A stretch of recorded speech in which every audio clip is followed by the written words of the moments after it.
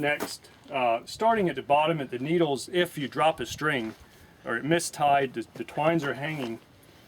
For the bottom string, the needle's got 2 rollers on it. We can only see one roller at this point, but there's another one at the needle tip. You route the string just like the one beside it, but bring it up through the bottom roller and bring it back and tie it off to the frame of the baler. Or to the needle itself, either one will work. But the bottom string does need to be tied off. The top string you can actually push down between the existing bale and the plunger. And then as you feed hay in, it'll pull that string along back, and it'll be at the right place for the next tie.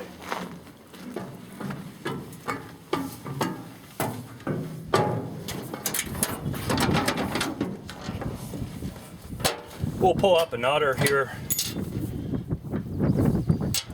and just show you what you may see. If it drops a string, this upper slacker is going to be up, the flag's going to be up, the alarm's going, and you'll very likely just have a piece of string dangling here. So what you're going to do is push that string down on the front side of the tucker finger or the tucker arm roller and pull maybe 2 feet and just push it down there and then go bail again. Okay. As the new material comes in, it'll sandwich that string in, take it along back. You gave up the string on that bale, but it'll tie the next time. Okay. When the baler is empty, your other option would be to tie it to the frame. It's actually, you can just bring it back through here and tie it to a hook. Okay. It'll start. Pulling the knotters up and down, each one of them flips up just like this. But always grab a hold of it on this side right here. Anywhere else you grab, the knife comes across and you potentially take some skin. But if you grab it here, you'll be safe, and the lug here. But otherwise, you could get in trouble.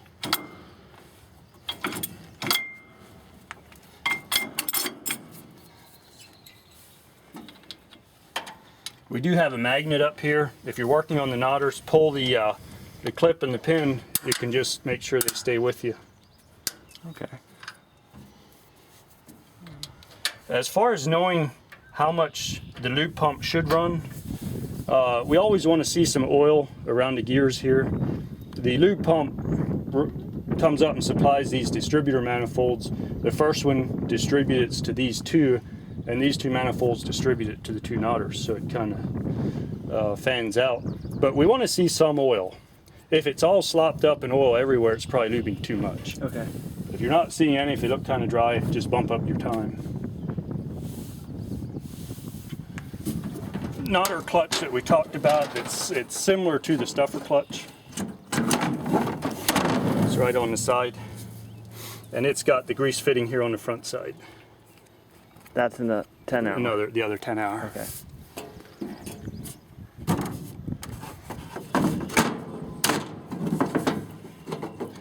When you're finished baling and you have a partial bale and you would like to eject all the bales, you'll need to tie off that partial bale.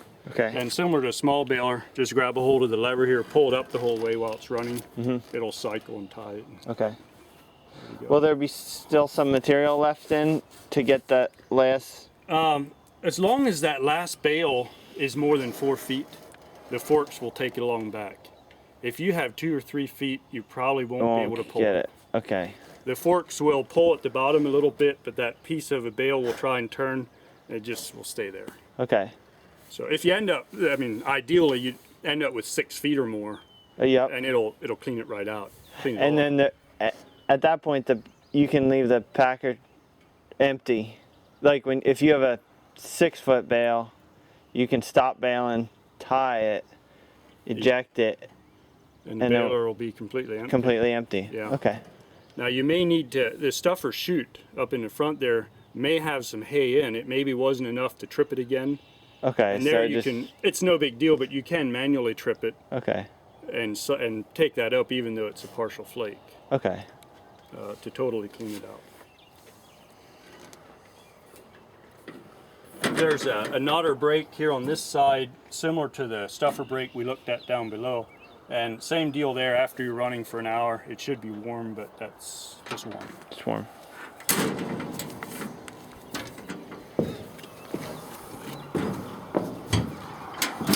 Otter fan here is just standard Squirrel Cage fan. It's hydraulically driven, and it's just to keep the knotters clean. On monitoring the twine, the baler's controller constantly looks at the twines and makes sure that everything is okay back here, especially right after tying cycle. And what it's looking for after tying cycle, the way the controller knows that we're tying is there's a sensor on the needle on the right side. So when the needles leave their home position and come back again, the controller says, okay, we tied, we better see something happening here. And what we've got here is two switches. We call it the upper slacker switch and a magnet. Okay. And this bar just lays on top of these slackers. These slackers are no more than arms with a roller on the end with a spring. And all they're there for is, as it goes through its tying cycle, it gives some slack.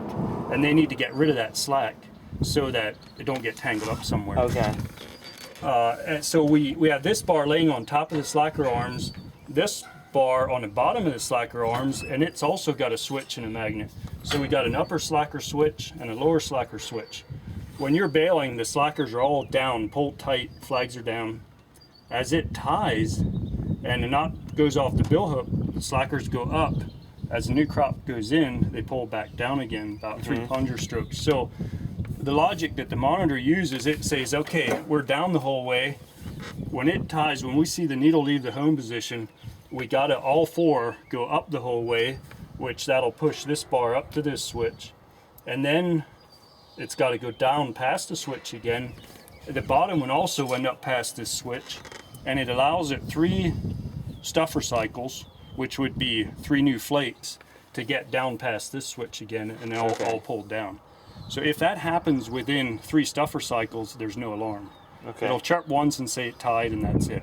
Okay. However, if one flag sticks up, one flag by itself will hold this bar up, Trip it. and that's going to trip your alarm. And then the tension on the twine? The tension on the twine here should take very little adjustment, at least not for several years, but 12 to 15 pounds on the top here.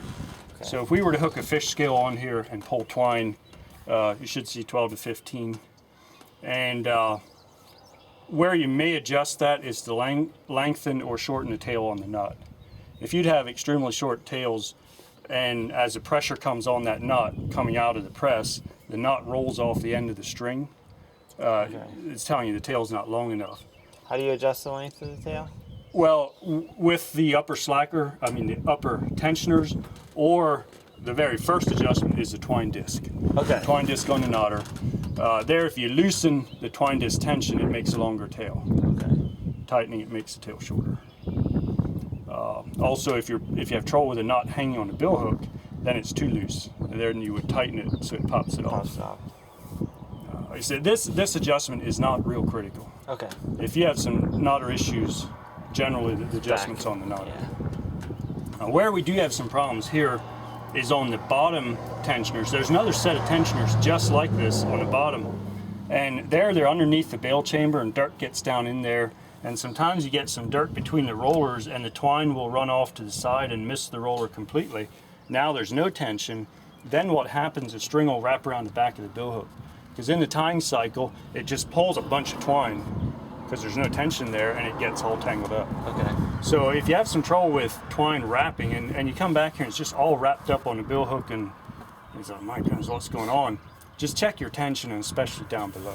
Okay.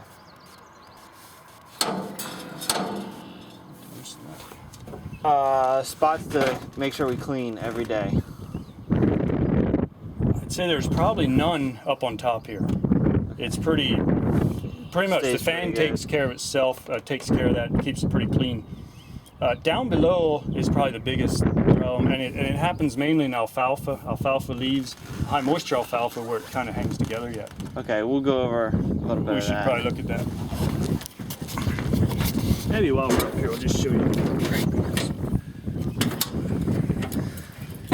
Right now the plunger's at the front, so we can't really see it, but there's 2 load arms, one on each side of the plunger. And inside of those load arms is a scale. similar to electronic scale on a feed mixer or anything else, and it measures plunger load, and that's how the press gets adjusted. Okay. So when you're up on your monitor, you tell the monitor by that load number what for plunger load you want. The baler's controller controls the press and tries to attain the load that you say you want. So they work together. Yeah, you can't actually adjust the press back there with the monitor. Okay. What you're adjusting is how much plunger load we have. Okay. So the plunger says we got 100, and you go front there and you bump the numbers up to 150. Now the controller knows that, hey, we got to tighten up the press here to try and get our plunger load up to 150. The other thing that's built into that system, it only adjusts the press when there's a stuffer cycle. When there's a new flake of hay being pushed up, that's the only time it really measures. Okay. Because if you're driving around the field cleaning up some short rows and stuff, the plunger's running, there's no new hay, guess what? The load goes down, down, down, down, and normally it would squeeze the press to try and get some load. Well, you're not gonna. Yeah. So it only checks it after there's a new flake of hay taken up. Okay. Do you know how many hour fittings these are? I don't. I don't. It's all right. We can check the book. Yeah. They're definitely not daily. I'd guess they're probably 50 hours, but we can check. Okay.